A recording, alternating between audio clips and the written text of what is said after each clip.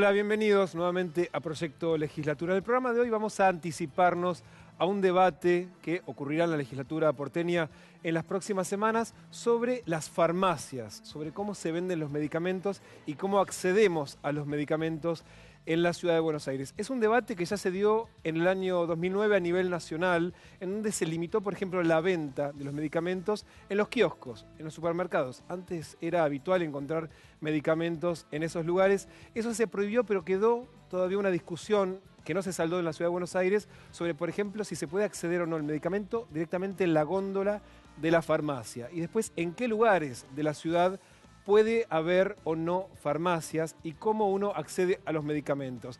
Ese es uno de los debates que vamos a estar dando hoy. Y por otro lado, en la segunda parte del programa, vamos a anticipar los detalles del Observatorio de la Deuda Social de la UCA, referido específicamente al estado del cumplimiento de los derechos de la niñez, de la infancia y de la adolescencia. Dos temas que vamos a estar tratando en nuestro programa de hoy. Comenzamos con el primer tema, ya estamos junto a dos legisladores invitados, gracias por venir, Elio Rebot del PRO y Gabriel Fuchs del Frente para la Victoria. Rebot es uno de los impulsores de esta modificación de este cuadro normativo de la venta de medicamentos en la Ciudad de Buenos Aires. ¿Por qué hace falta y por qué no adherir, por ejemplo, a la ley nacional? Bueno, me parece que la pregunta inicial es por qué aún después de ya casi 2 décadas de autonomía no hemos dictado una ley propia, igual que las tienen las 23 provincias. El Congreso dictó la ley que hoy está vigente en la ciudad, pero se tomó la atribución, después de la autonomía, de modificarla incluso, con situaciones que se han generado de conflicto. Lo principal es remarcar que la ciudad debe tener su propia ley de ejercicio farmacéutico, su propia ley que regule el trabajo de las distribuidoras, las droguerías y los laboratorios en la ciudad. No la tiene, ese ha sido el objetivo. En el marco normativo de una ley de más de 70 artículos, uno de los puntos a tratar es qué pasa con los medicamentos de venta libre. No es el punto más importante, porque los medicamentos de venta libre son menos del 10% del volumen de ventas en las farmacias. Pero es significativo porque forma parte de la polémica y ha formado parte de la polémica en el pasado. Lo más importante es cuál es el rol del farmacéutico en la ciudad de Buenos Aires. Y en ese sentido hemos incorporado un par de cuestiones que le van a dar un rol superior al que tiene hoy. Ahora, ¿en qué se diferencia de la norma que está vigente en la ciudad, que es la que sancionó en el 2009 el Congreso de la Nación? En primer lugar, en la ley actual, en materia de medicamentos genéricos, hay una ley nacional vigente que establece que los médicos tienen que recetar por el nombre genérico, que puede tener la marca del medicamento, pero el farmacéutico, a pedido del cliente / paciente, le puede sugerir un genérico más barato de prestaciones equivalentes en materia medicamentosa, es decir, la misma dosis, la misma cantidad, el mismo efecto farmacológico. Lo que nosotros pretendemos es que el farmacéutico tenga la obligación de informarle al usuario si existe un medicamento más barato. No ya que sea optativo, sino que sea una obligación del farmacéutico. Diga, mire señor, esto le ha recetado, tiene usted estas alternativas, pero después el usuario es el que compra lo que quiere, lo que le recetó el médico, porque lo que está sucediendo hoy es que muchas farmacias están recibiendo recetas que dice no solo el nombre del genérico, sino la marca comercial, y tienen un sello que dice no sustituir. Con lo cual ya el médico está violando la Ley Nacional de Genéricos. Queremos darle el rol al farmacéutico, que es un profesional que en materia farmacológica tiene tanta o más capacitación que cualquier médico, porque es casi un bioquímico en esos temas. ¿Están de acuerdo con esta propuesta? Hay varias cuestiones. La primera es que yo creo que la ley nacional es una ley a la que han adherido casi la totalidad de los demás distritos del país. Poner en la discusión de la autonomía que la ciudad tiene que tener una ley distinta, justamente en un tema donde hay normas de salud pública, donde hay normas muy específicas, donde hay peligros muy específicos, no sé si es el lugar del debate de la autonomía de la ciudad o donde más debería desarrollarse el debate de la autonomía. En otro aspecto hay varias preocupaciones, pero una preocupación es que en esta cuestión también hay un aspecto económico y que tiene que ver también con un modelo que se está, a mi modo de ver, impulsando y que tiene que ver con la concentración, porque otro de los aspectos que se está debatiendo es que las grandes cadenas puedan tener un nivel de oferta que supere, por supuesto, lo que son las ofertas de medicamentos y que puedan incluir, bueno, una cantidad de insumos, tal como hoy estamos viendo en algunas cadenas Ahora, concentradas. eso quiere decir, no es una novedad, eso existe en la Ciudad Eso de Buenos Aires. existe, pero yo creo que promover esa situación, primero ha habido una gran desaparición de lo que son las farmacias de barrio. En general hay elementos culturales que han tendido a desaparecer. Uno de ellos son las farmacias de barrio como producto de este nivel de concentración muy fuerte que existe en las grandes cadenas farmacéuticas. Que no casualmente, a mí me parece, siempre hay una coincidencia en favorecer este tipo de grandes concentraciones. Por ejemplo, el veto de la ley que la legislatura ya había sacado y que en el 2011, ¿verdad? Él no estaba en ese momento, tiene que ver también con un veto, lo que se llamó el veto Pharmacity en ese momento. Yo no quiero discutir sobre el rol específico, sino que quiero decir en los términos en que... Yo hace poco he presentado un pedido de informes porque, por ejemplo, la Agencia de Control de la Ciudad no se da cuenta que en esa cadena de concentración farmacéutica hacen propaganda absolutamente prohibida en las baldosas que están frente a esas cadenas y nadie se da cuenta, ¿no? Y hay por toda la Ciudad de Buenos Aires... Publicidad de medicamentos. Sí, publicidad de su propia cadena. Está prohibida hacer cualquier tipo de publicidad en la zona de las veredas o en la zona que tiene que ver con fuera de estos comercios. Y la Agencia de Control de la Ciudad tampoco se da cuenta de esto. A mí me da la sensación de que hay una lógica de favorecimiento, ¿no? Porque en muchos otros casos es muy fácil clausurar cuando hay una pequeña transgresión y, como hemos visto, incluso tapiar puertas. Bueno, en este caso no hay nadie absolutamente... Ahora, hay varios temas que van apareciendo. Por un lado, el esquema de negocios. Ahora también Rebot planteaba que, por ejemplo, lo que venía fracasando era, de hecho, la ley de genéricos, digamos, que también es una norma nacional. Bueno, digamos, ahí son varias cosas en primer lugar, juntas, la ¿no? ley de genéricos en la ciudad, yo no sé si ha fracasado. En todo caso, cuando hay los que están reclamando, hoy ya no podemos testear con las pequeñas farmacias esto. Si estamos hablando, y seguramente las bocas de expendio a las que vamos a referirnos son estas grandes concentraciones. Hay un problema en esta cuestión también. Hay muchos actores que se han opuesto muy fuertemente a esta situación también de que haya una cantidad de medicamentos que puedan ser expedidos en las bateas en forma directa. Yo he leído por lo menos 6 o 7, sí, aspirina y muchas otras. Si nosotros tenemos memoria que esto sucedía antes de la ley nacional, y hace muchas décadas existía que incluso los kioscos y otro tipo de hasta los almacenes, pero queda claro que de ninguna manera, es decir, por ejemplo, yo leí una estadística el otro día, de las grandes intoxicaciones que se produjeron, creo que fue el año 2011, tomando unas 500, 350 intoxicaciones se habían producido con medicamentos de estos que podríamos llamar de venta directa. Sí, y solo 150... Los ingresos a las guardias de los hospitales públicos de la ciudad. Entonces, me parece que el debate que hay que hacer es un debate más fuerte, más que etiquetar estas cuestiones, poner todos estos elementos, escuchar a todos los actores. Hay una tendencia en la sociedad a automedicarse muy fuerte, hay un impulso a esta automedicación. Es cierto que nadie se va a tomar 20 aspirinas, ¿no? Y no necesariamente que la venta libre va a generar que alguien lo haga, pero está claro que la facilidad que esto genera es mucho mayor. Entonces, me parece que hay un debate fuerte, abierto. Ahora se introdujo otro elemento más. Mirá, el tema de los medicamentos de venta libre. 3 temas. Uno, el de la concentración. Es un tema muy interesante, ¿no? Y es paradójico. La industria de medicamentos, los laboratorios, son dueños del 100% de las distribuidoras de drogas. Esto es concentración absoluta. Del 85% de la facturación de las droguerías. Esto es concentración absoluta. Y además quisieron comprar las cadenas y las cadenas no les quisieron vender. Entonces, me parece que hay alguien que está mirando la concentración en el lado equivocado. ¿Cuánto mueve la industria de medicamentos? 6.700 millones de dólares. ¿Cuánto representan las cadenas en la República Argentina? El 2%. El 2%. Vamos a verlo con cifras.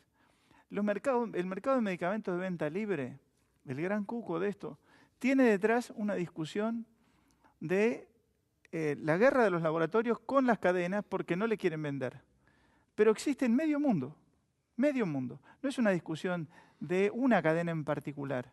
Acá, en la Argentina no hay una sola estadística que plantee, no hay una sola estadística oficial, ni de las provincias, ni del Ministerio de Salud de la Nación, que plantee intoxicaciones con medicamentos de venta libre. Lo que sí hay estadísticas es de la venta irresponsable de medicamentos que tienen que ser con receta. Esto es, los antibióticos. Vos podés ir a cualquier farmacia y compras un antibiótico sin receta. ¿Qué dice la Organización Mundial de la Salud? Que esto lo que hace es que eleva la resistencia a las bacterias y está generando un problema mundial porque cada vez se requieren mayores dosis de antibióticos para el mismo efecto. ¿Qué es lo que está pasando? ¿Dónde se venden los antibióticos? En las góndolas no, se venden en el mostrador de las farmacias. Yo me tomé la libertad en su momento, cuando se discutió esto, de ir a comprar antibióticos a las farmacias de los responsables de la Cámara Empresaria de Farmacias. Y todos me vendieron sin receta. Y cuando vinieron a discutir sobre los peligros de vender una aspirina en una góndola, yo le dije, señores, yo compré antibióticos en tu farmacia sin receta. Me parece que la automedicación es mala en cualquier parte, pero hay que tener claro cómo es el comportamiento, sobre todo en los sectores más humildes, porque este es otro tema. No hay farmacias en las villas. Bueno, ¿sí? ese es otro tema que también estás planteando en la ley. Quería tratarlo más adelante. No sé si tenía algo para responder a eso. No. Primero me parece que maniqueizar a uno de los actores, yo cuando hablo del tema de la concentración hago un análisis, no es que hay buenos y malos.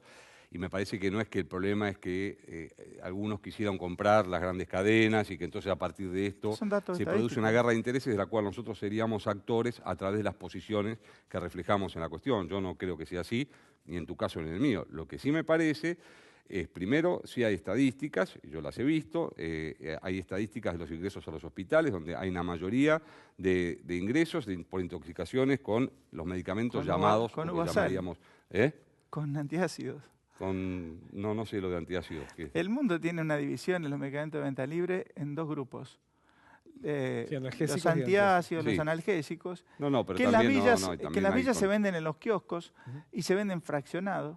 De la misma manera que se vende fraccionado una docena de huevos. Las villas con una ley que es para la Ciudad de Buenos Aires, digamos, no entiendo. Porque en la Ciudad de Buenos Aires hay villas y no hay farmacias, y hay un problema sanitario. En la Ciudad de Buenos Aires, una de las en las razones, villas de la Ciudad de Buenos Aires, una de las razones del veto que no están fue que no está normatizadas y que están por fuera del control del Estado. No, pero a ver, entonces, lo primero es hablar del control del Estado en las villas en muchos aspectos. No me parece que sea... El veto en esta materia tuvo que ver con la accesibilidad del medicamento. ¿Qué es lo que hace la gente más humilde? Va al hospital. Mi padre fue director de servicio odontológico 40 años de su vida. ¿Qué es lo que hace? Va, le hace un tratamiento en la boca o va al médico y le dice, mira, terminé. Ahora no te va a doler porque estás con anestesia. Si te duele, dentro de 2 horas te tomás tal analgésico, que es de venta libre. ¿Sí? Entonces, ¿qué es lo que hace la gente? Si a las 2 horas le está doliendo porque tuvo una intervención, va a la farmacia y compra el medicamento. Nadie inventa el consumo de medicamentos. La automedicación, que es el boca a boca de este remedio es bueno, es mala para cualquier tipo de medicamento si hay que combatirla culturalmente. Antes de que le responda a Rebot, tengo que hacer una pausa y seguimos. Breve pausa en Proyecto de Legislatura, ya venimos. Ahí está, ¿viste?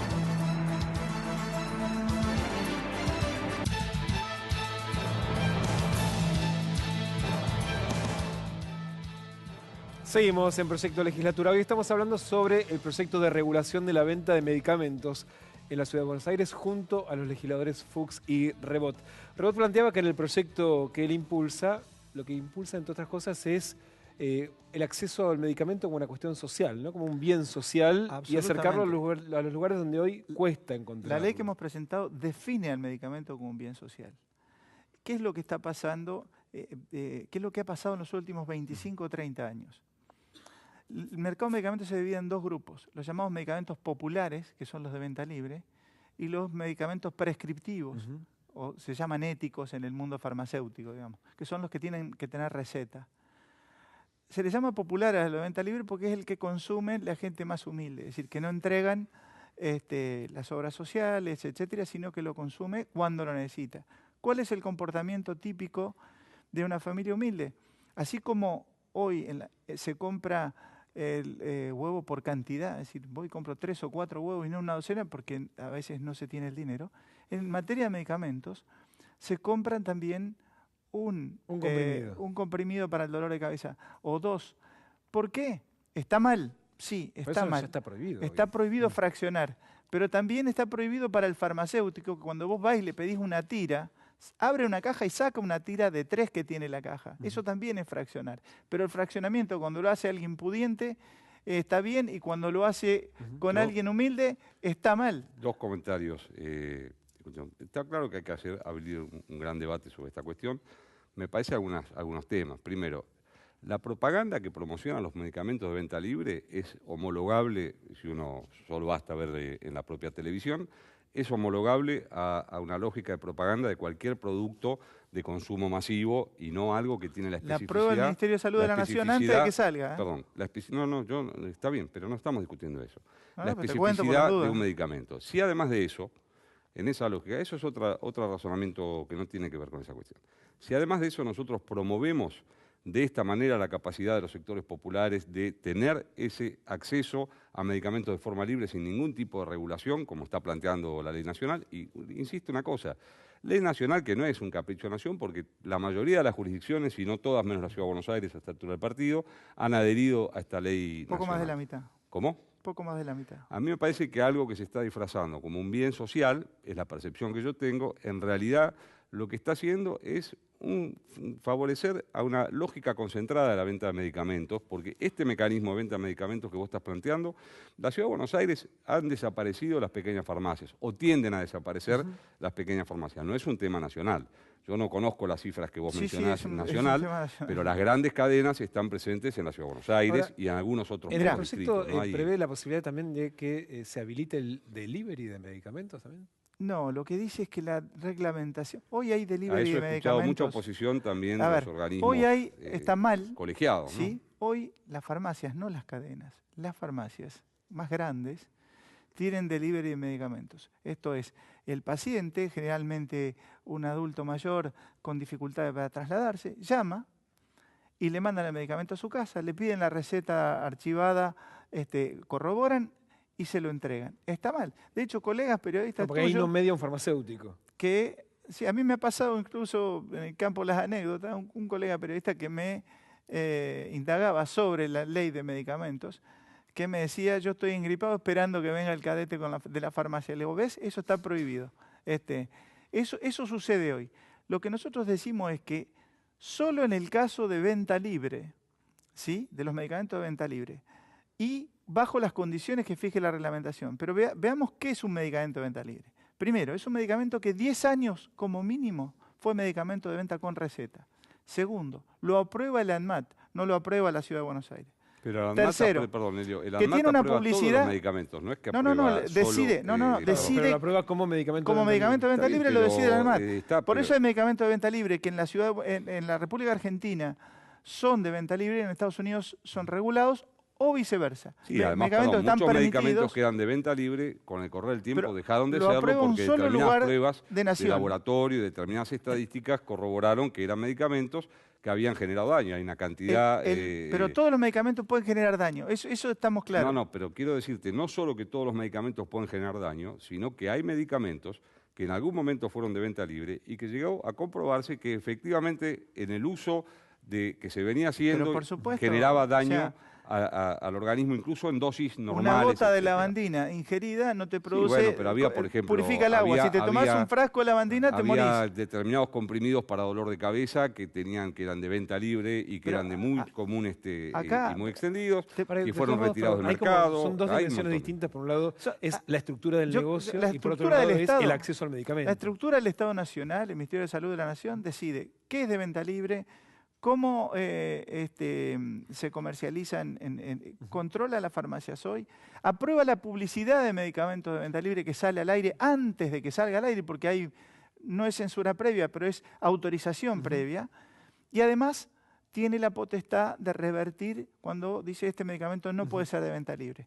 Después, pero hay que tener en cuenta que el medicamento más popular tiene que ser accesible físicamente a los sectores populares. En las villas no hay medicamentos, no hay farmacias. Pero y segundo, económicamente. La villa es tu ejemplo pero bueno, pero hay 200.000 personas viviendo en villa, ¿cómo no va a ser mi preocupación? Está bien. A veces aparece la preocupación cuando sirve para fundamentar, pero la preocupación por las villas debería estar presente en todo. Pero a ver, ¿no compartís la preocupación sanitaria por las villas? Podemos discutir en otro tema de las villas, me parece que estamos mezclando dos debates. En el caso de la villa, me parece que la aparición del Estado debe darse empezando por la urbanización y luego siguiendo por qué pasa Está bien, pero estamos discutiendo la accesibilidad de los primero medicamentos. cumplamos la ley de urbanización y después discutamos el tema de los medicamentos. A mí lo que me preocupa es que en las villas viven, ¿cuántos? 170.000 según aproximadamente. Bueno. Y casi 2 millones de personas en el Gran Buenos Aires, donde pasa Buenos lo Aires mismo. cada vez menos bocas de expendio en el sentido de las viejas farmacias de barrio y cada vez más niveles de concentración en ese ¿Cómo expendio. harían desde el Estado promover la instalación de farmacias en las villas? ¿Habría una política activa? Bueno, nosotros en Bueno, la ley lo planteamos. Existen dispensarios, En la ley lo el Estado planteamos. está presente a través de lo que son los centros de salud. Pero ahí y el otras medicamento cosas. se entrega Que de son forma los que- gratuita. Exactamente. Sí, pero a las 11 de la no noche no hay ningún dispensario abierto. Nosotros lo planteamos en la ley. En la ley planteamos una limitación al crecimiento de las hiperfarmacias, como le llaman, o las cadenas de farmacia. Primero, porque para habilitar una nueva se necesita que la autoridad de aplicación de la ciudad vea sobre la concentración de farmacias en un área determinada, que es algo que vienen pidiendo hace rato los farmacéuticos, ¿sí?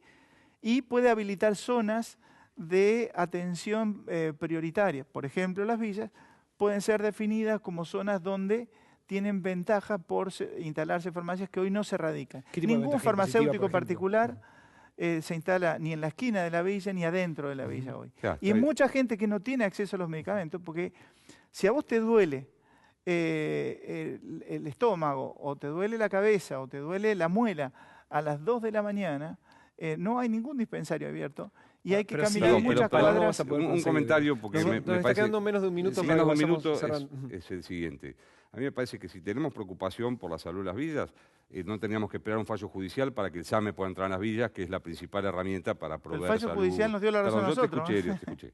Entonces, la segunda cuestión es que yo me parece que estamos usando un argumento que enaltece la cuestión para ocultar que en realidad esta ley, que creo que es materia de debate, no quiero tampoco cerrar en un 100% el debate por una frase, pero que me parece que su principal rol es fortalecer la concentración e inclusive competir hasta en una lógica concentrada en otro tipo de rubros que no son necesariamente los rubros que tienen que ver con los medicamentos. Para cerrar, Sí, no solo 10 no segundos favorece cada la uno. concentración, es la única ley del país, el único proyecto de ley del país que prohíbe la concentración, porque le impide lo que se llama integración vertical, que es que los laboratorios sean dueños de la cadena de comercialización o que las farmacias sean dueñas de los laboratorios.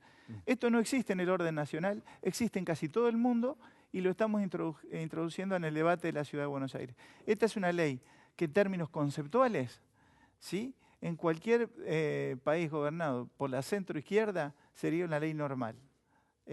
Lo estamos presentando nosotros, lo vamos a debatir, nos preocupa la accesibilidad de los medicamentos, que sean más baratos, porque la población no puede ser rehén de los monopolios, ni el medicamento tiene que ser un medio de extracción de plata de la gente cuando más lo necesita. A mí hay una cantidad de elementos que me llevan a pensar, incluyendo que la ciudad, es muy difícil para la ciudad darse cuenta que estas cadenas hacen propaganda de una manera absolutamente ilegal y que está expandido por toda la ciudad. Pensar que el argumento de las villas, como el argumento que está atrás de esta ley, me parece que hay que discutir si queremos o no favorecer esa lógica de cadenas. Ya Macri vetó la vez pasada una ley que planteaba la adhesión a la ley nacional. Es un debate abierto de cualquier manera. Gracias, Salvador, por haber venido y por haber iniciado el debate aquí, que obviamente me parece que va a tener bastante discusión en la legislatura. Gracias de nuevo a los dos. Cuando volvemos vamos a compartir una mirada alternativa sobre este tema, una voz que alerta sobre el consumo de los medicamentos. Tanda y ya venimos.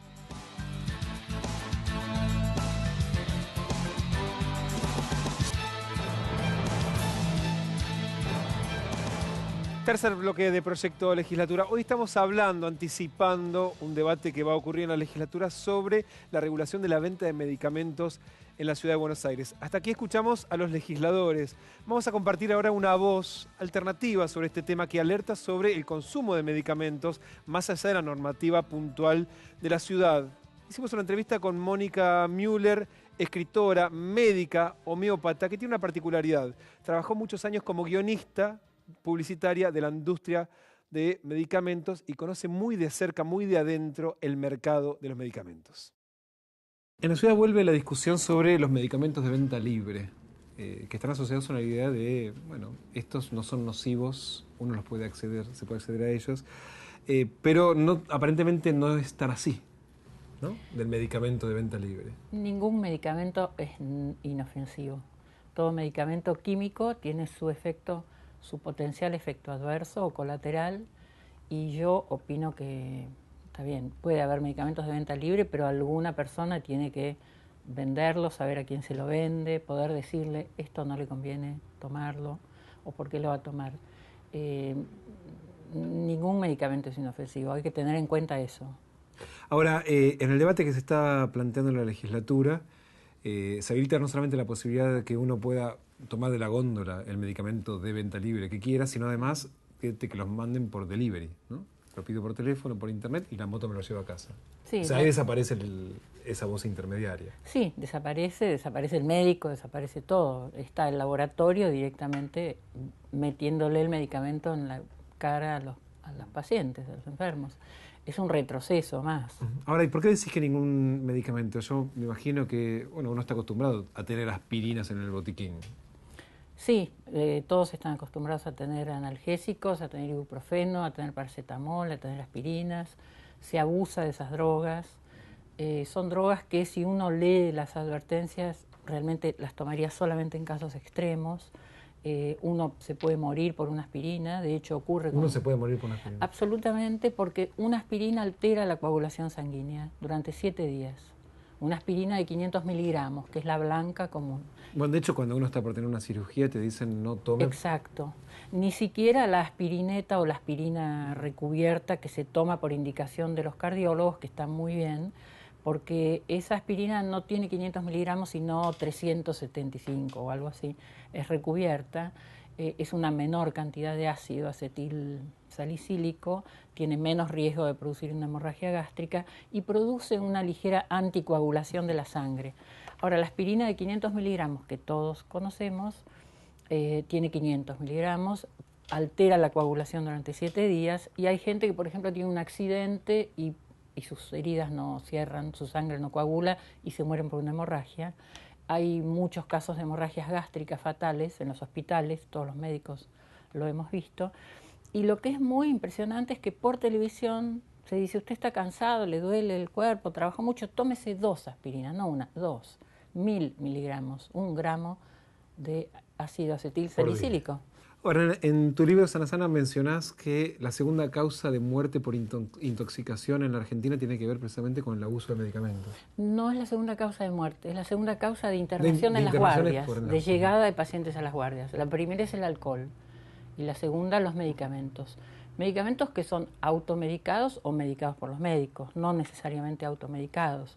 Porque en esto hay como un mito que es, el problema es la automedicación. Primero yo creo que cuando uno habla de automedicación, tiene que hablar en realidad no de automedicación, sino de indicación de medicamentos a través de la publicidad. La gente no sabe si no, para qué sirve un medicamento. Se lo dice la televisión, se lo dice la radio. Entonces la radio, o digamos la publicidad, está ocupando el lugar del médico. Dice, si le pasa tal cosa, tiene que tomar tal droga. La persona va a la farmacia y la compra. Eso no es automedicación. Eso es medicación por vía de la publicidad.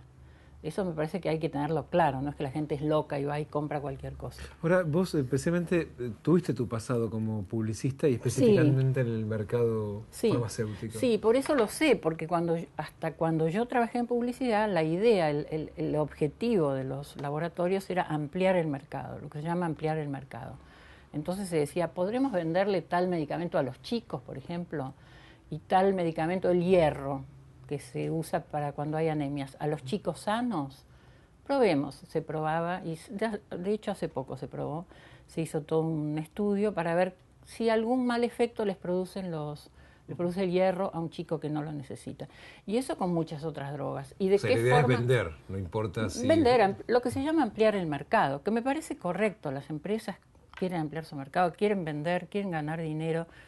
Lo que hay que pensar es qué es lo que venden esas empresas. No venden zapatillas, venden medicamentos que la gente toma y que le pueden producir efectos adversos y muchas otras cosas, como por ejemplo solapar un síntoma que habría que dejar. Por ejemplo, alguien que tiene fiebre y toma ibuprofeno todo el tiempo para no tener fiebre. Claro, tapa la fiebre, pero no sabemos No se síntoma de qué sabe. es. Muchos chicos tienen fiebre, los padres les empiezan a dar ibuprofeno locamente, como si la fiebre lo fuera a matar, y al tercer día ya no se sabe si tuvo fiebre. Bueno, en el libro vos contás la ignorancia que hay, por ejemplo, acerca de la fiebre. En los Hay chicos una especialmente. fiebrefobia en los padres, sí, en todo el mundo. Claro, digo, pero presumiendo que algo gravísimo le puede llegar a pasar No porque se tiene sabe, fiebre. sí, no se sabe. Yo opino que eso fue creado por los laboratorios, esa fobia, ¿no? En un seminario, me acuerdo un día a un residente le preguntaban, ¿pero por qué indica este antitérmico para los chicos cuando tienen fiebre? Y se quedó pensando y dijo, ¿por qué existen? Y es así, ¿por qué existen? Porque el visitador médico le cuenta que son buenísimos, porque le regala una lapicera, un anotador, entonces ve el chico con fiebre y automáticamente receta eso, porque no hay otra causa. Salvo si el chico se siente muy mal, si los padres están muy desesperados. Son buenas drogas para los padres. Para ¿no? calmar a los padres ansiosos. Y si el chico está muy mal, yo no estoy de acuerdo con sufrir. Creo que si el chico se siente horriblemente mal, buenísimo que exista esa droga. Pero no automáticamente cuando el chico tiene 38 grados, abortar su fiebre con un antitérmico. Ahora, también vos contás el caso de unos padres que van a una guardia, el médico no les receta nada, tenés una angina o algo por el estilo, y se van diciendo que es médico desastroso, busquemos otro. Sí, es muy común, y presionan al médico y le dicen... Para que les recete algo. ¿Por qué no le da un antibiótico? Y el médico dice que no, explica que no, sí, dele un antibiótico, y o se van pensando que el médico es mal médico, o lo compran ellos en la farmacia. Como los antibióticos acá son de venta libre, lo cual es una barbaridad, lo compran ellos en la farmacia. ¿Por qué es una barbaridad? Porque los antibióticos mal tomados, si uno no tiene una infección bacteriana, o tomados menos tiempo del necesario, o tomando el antibiótico inadecuado para la bacteria de la que uno sufre, no solo no cura, sino que favorece que las bacterias se hagan resistentes a todos los antibióticos. Digamos, uno mismo se transforma en un laboratorio que mata las bacterias más débiles y fortalece a las más fuertes, las estimula para mutar y hacerse resistentes. Ya en todo el mundo hay dos de esas bacterias detectadas que son resistentes a todo.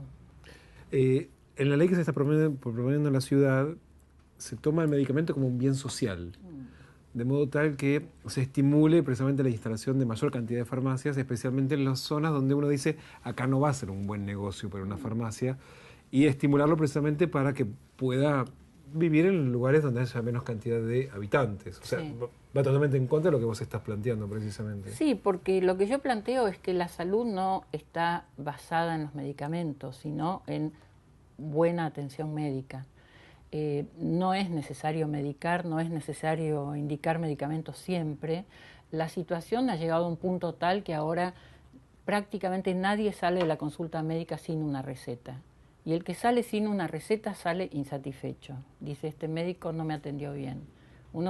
La gente está esperando que el médico le indique un medicamento. Entonces se ha creado la idea de que el medicamento es un bien social.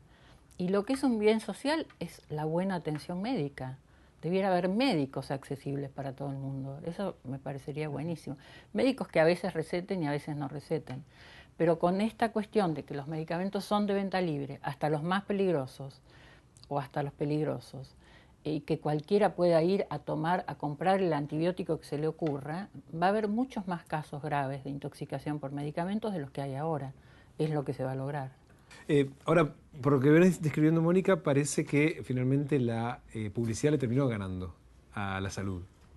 Sí, los laboratorios terminaron ganándole a lo que era el sistema médico tradicional, que es asistencial, es humanista, que se ocupa de las personas, y terminó transformando los medicamentos en productos de consumo.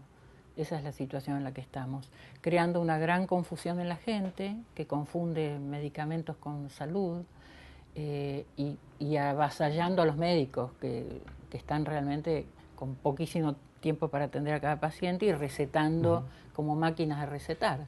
Ahora, al margen de esto que tiene que ver con el negocio, con la propuesta de con el negocio de la venta de medicamentos, el Estado toma como política pública muchas veces precisamente la estimulación de la fabricación y distribución de medicamentos, por ejemplo, en forma de vacuna. Que uno dice, mirá vos qué bueno, se sigue ampliando el calendario de vacunación.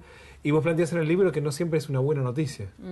Para mí no siempre es una buena noticia, sobre todo porque opino que una buena noticia sería todos los habitantes de la Argentina disponen de agua corriente, cloacas y viviendas saludables y nutrición saludable, cosa que no ocurre.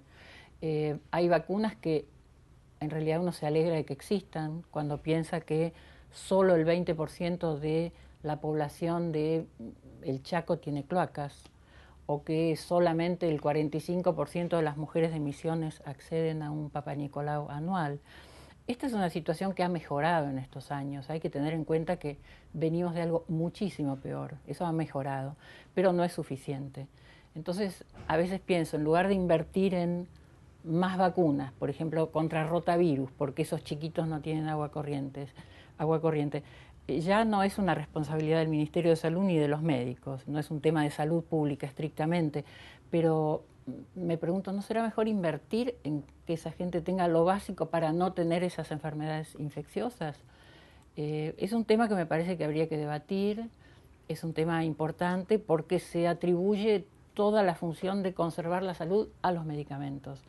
Y desde la salud pública hay cosas más importantes para hacer porque los medicamentos pasan, las vacunas pasan, porque no dan inmunidad de por vida, y la infraestructura y la educación quedan, en cambio. Si uno educa a la población y le da infraestructura que van a tener ellos, sus hijos y sus nietos, seguramente la mortalidad, por ejemplo, infantil se reduciría mucho más sin necesidad de vacunar, y otras mortalidades que tenemos en la Argentina también.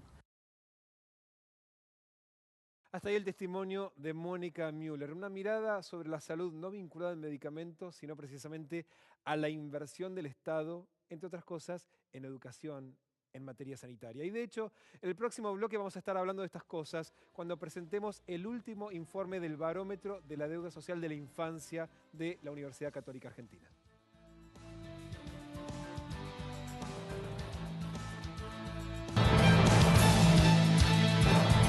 Último bloque de Proyecto Legislatura. Como habíamos prometido, estamos junto a la licenciada Yanina Tuñón, socióloga, y es la responsable del Barómetro de la Deuda Social de la Infancia que elabora la UCA, la Universidad Católica Argentina. ¿Desde hace cuántos años que vienen haciendo el informe? Y hace 10 años, van a ser 10 años ahora, en el 2014, pero el Barómetro de la Deuda Social de la Infancia tiene un poco menos de tiempo porque se empezó a realizar en el año 2007. Y que busca, digamos, evaluar el cumplimiento de los derechos de la infancia, de algunos de los derechos de la infancia. Sí, el programa del observatorio surgió básicamente como un programa que buscaba medir el desarrollo humano y social de la población argentina a nivel de los hogares y de las personas adultas, pero en el transcurso de los primeros años del observatorio se observó que había poblaciones que eran especialmente vulnerables. Y dentro de esas poblaciones especialmente vulnerables está la infancia. Digo que son especialmente vulnerables porque en realidad la infancia tiene como una sobrerepresentación dentro de la población más pobre y además porque la pobreza produce marcas mucho más fuertes durante la infancia, que son difíciles de revertir en el resto de la vida. En ese marco fue que se decidió hacer un estudio específico. Ese estudio específico busca no solamente explorar en aspectos que son importantes del desarrollo del niño, sino también en qué medida la sociedad argentina se acerca a la equidad en el ejercicio de los derechos. Ahora, los derechos de los que estamos hablando de los niños están contenidos en la Declaración de Derechos de la Infancia de la ONU, también en la Declaración de del compromiso, ¿no?, del milenio, del año 2000, y también de la Ley Integral de la Nación de Derechos de la Infancia del 2005. Digamos, hay un conjunto muy fuerte, digamos, de derechos que la idea es ver en qué medida se están cumpliendo, ¿no? Sí, en los últimos años, bueno, desde hace ya tiempo, porque la Convención de los Derechos del Niño es del 89, el Estado argentino adhiere a la misma. Sin embargo, también en las últimas décadas ha generado todo un andamiaje legal muy amplio, con lo cual desde el estudio del Barómetro del Lado Social de Argentina tenemos una normativa en la Argentina que es un lujo. Sin embargo, lo que todavía nos está faltando y mucho es lograr que esos umbrales que hemos consensuado como sociedad sean un efectivo derecho de ejercicio para todos los niños, ¿no? Ahora, y puntualmente sobre el análisis de los datos, el último dato que han presentado, ¿la situación de la aplicación, del cumplimiento de los derechos de los niños está mejor o peor que el informe anterior, digamos? Bueno, este es un informe que los va monitoreando todos los años, que vamos viendo muchas dimensiones de derechos, porque la verdad es que es un estudio bien integral. No estamos ubicados solamente en las medidas de pobreza por ingresos, que habitualmente son las más polémicas, por lo menos en estos últimos años en la Argentina, sino que estamos tratando de ver la especificidad de lo que es la pobreza en la infancia. Y allí, evidentemente, hablar de temas de ingresos quizás no es lo más relevante, porque cómo se gastan los ingresos en el interior de un hogar y cómo esos ingresos llegan al niño es algo complejo. Sin embargo, sabemos que hay derechos que son importantísimos y algunos de ellos son importantes para el desarrollo de otros, ¿no? Como es la nutrición, como es la salud, como es la educación. Y lo cierto es que la Argentina tiene, además del derecho vigente, tiene una estructura del Estado que es muy interesante y de alguna manera es bastante única en la región, que es la idea de educación pública, de salud pública. Todos tenemos acceso a esos recursos, a esos servicios. Sin embargo, el cumplimiento del derecho no implica solamente que el niño esté en la escuela, y tampoco implica solamente que tenga la posibilidad de acceder a un sistema de vacunación o a un sistema de control de su salud. También el derecho implica que pueda acceder a servicios de calidad y que le garanticen equidad. Equidad en un momento clave, que es el inicio de la vida. Y en ese sentido creo que hemos avanzado en muchos procesos de inclusión. En algunos casos nos está faltando. Por ejemplo, hoy sin duda es una deuda la inclusión temprana de los niños. Bueno, recientemente el ministro de Educación ha llevado... O sea, bajar la edad de obligatoriedad del inicio de la edad escolar. Claro. Ha propuesto la sanción de una ley que integre a los niños de 4 años. Esto es muy importante, pero es muy importante en la medida en que haya un Estado que garantice la cobertura de esos niños y que además les garantice calidad en el estímulo educativo, ¿no? Es como que la sociedad argentina ha avanzado mucho en poner parámetros, en legislar, pero ha avanzado mucho menos en garantizar que ese derecho se pueda cumplir. Ahora, entre los derechos que ustedes evalúan, es el de la alimentación, lo mencionabas, y es, por ejemplo, si un chico manifiesta haber pasado hambre, ¿no?, en el último año. ¿Cuántos son los chicos que manifiestan haber pasado hambre en el último año? Bueno, la encuesta de la obra social argentina no es una encuesta que se le haga a los niños, con lo cual todos los datos que nosotros construimos son datos que se construyen a partir del referente adulto del niño, que es el padre, la madre o su principal figura de crianza. Y lo que nosotros observamos en términos de la inseguridad alimentaria es que prácticamente 1 de cada 10 niños en la Argentina vive en hogares en donde se expresa haber padecido hambre en el último año. Y trepamos a casi 2 de cada 10 niños cuando tenemos el índice general de inseguridad alimentaria, que son aquellos hogares que reconocen que en el último año tuvieron que bajar el consumo de alimentos en cantidad y calidad por problemas económicos.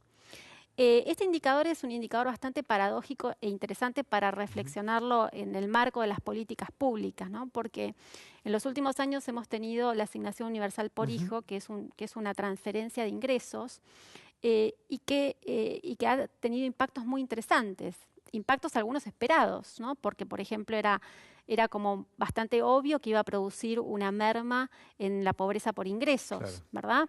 Sin embargo, también era esperable que iba a producir una mayor inclusión en el sistema educativo porque es parte de la condicionalidad. Están obligados a permanecer en el sistema educativo para poder cobrar el dinero. Pero sin embargo, bajó la tasa mejoraron los ingresos de esos hogares, pero no mejoró en la misma dimensión la inseguridad alimentaria. ¿Y cómo se explica? Y bueno, pero justamente lo que te explica es que la pobreza en la infancia tiene particularidades muy específicas, ¿no? Y que uno dé ingresos a los hogares va a mejorar algunas cosas, pero no todas. ¿Por qué? Porque las estrategias alimentarias de los hogares son muy diversas y no solamente están atadas a que tengas ingresos para comprar ciertos alimentos. Ahora, otros derechos que evalúan es, por ejemplo, el acceso a la vivienda digna. Digamos, ¿y eso ha mejorado? ¿Hay algún indicio de que hay algún cambio? Sí, si tomamos desde el 2004 hasta la actualidad, hubo mejoras en muchos aspectos que tienen que ver con la infraestructura, ¿no? Cada vez más los hogares tienen acceso a las cloacas, tienen acceso al agua corriente. Hay problemáticas. Esos son todos los puntos que evalúan, ¿no? Ahí son problemáticas que son muy puntuales. Por ejemplo, el acceso al agua corriente es una problemática que yo diría que casi se circunscribe al conurbano bonaerense, donde tienen más problemas de saneamiento. Otras regiones de la Argentina no tienen ese problema. Y el problema del hacinamiento, que es un problema que muchas veces no se analiza desde la perspectiva de un niño, ¿no? ¿Qué significa, qué cosa? Vivir hacinados. Significa que ese niño vive en condiciones de promiscuidad, que tiene poco lugar para invitar a sus amigos, que tiene poco lugar para hacer sus tareas, que tiene poco lugar para jugar. Todos aspectos que son súper relevantes para esa etapa de su vida. Establecidos en la Declaración de los Derechos de los Niños. Digamos. Claro, pero muchas veces analizamos esos indicadores como estadísticas que de alguna manera son bastante lejanas para mucha población, ¿no? Hay que vivir en condiciones de hacinamiento siendo niño. Y de hecho, bueno, en la Ciudad de Buenos Aires hay condiciones de hacinamiento, digamos, graves en algunos barrios y villas de emergencia, ¿no? Sí, claro. En la Ciudad de Buenos Aires hay los mismos problemas que hay en muchas otras ciudades de la Argentina, pero con la gran ventana de oportunidad de que todos esos problemas son mucho menores. Y en el ranking, y nos está quedando menos de un minuto para cerrar, digamos, ¿en cuáles son las zonas del país en donde la situación de los derechos de los niños están más vulnerados? Y en las zonas del NOA, del norte, donde la pobreza se expresa de maneras mucho más extremas, en zonas que son semirurales o rurales, que incluso la encuesta de la deuda no llega, pero llega con sus estudios cualitativos. De hecho, lo que hicimos anoche fue presentar un video sobre las condiciones de vida de los niños de San Antonio de los Cobres, una escuela hogar, donde ellos viven y desarrollan su vida lejos de sus padres, pero que es la única oportunidad de poder educarse e integrarse a la sociedad. Pero lejos de sus padres. Con lo cual también hay otro derecho que... Hay una vulneración de otro derecho. O sea, priorizar uno que es el de la educación, pero sin el contexto familiar. Exacto. Si tuvieses que decir, digamos, en la perspectiva del análisis de estos últimos años y pensando hacia adelante, ¿qué posibilidades hay de que mejore el cumplimiento de los derechos de los niños, de las niñas y de los adolescentes? Todos. En realidad el potencial es enorme. A la Argentina le ha ido muy bien en todos estos años. Creo que le ha ido demasiado bien y hemos aprovechado poco esa oportunidad. Y creo que lo que le está faltando es pensar en políticas de Estado que sean sustentables y que miren a la infancia de una manera integral. En general, los gobiernos miran poco a la sociedad desde la perspectiva de un niño, pero si la viéramos desde la perspectiva de un niño, sería mejor para el resto, ¿no? Para los adultos y para los adultos mayores también. Yanina, muchísimas gracias por haber venido. No, gracias a ustedes. Nosotros hasta aquí hemos llegado con Proyecto Legislatura. Como siempre, vamos a reencontrarnos la próxima semana, los miércoles a las 22. Y no se olviden los jueves, antes del mediodía, donde anticipamos desde aquí los debates de la legislatura de la Ciudad de Buenos Aires. Hasta la próxima.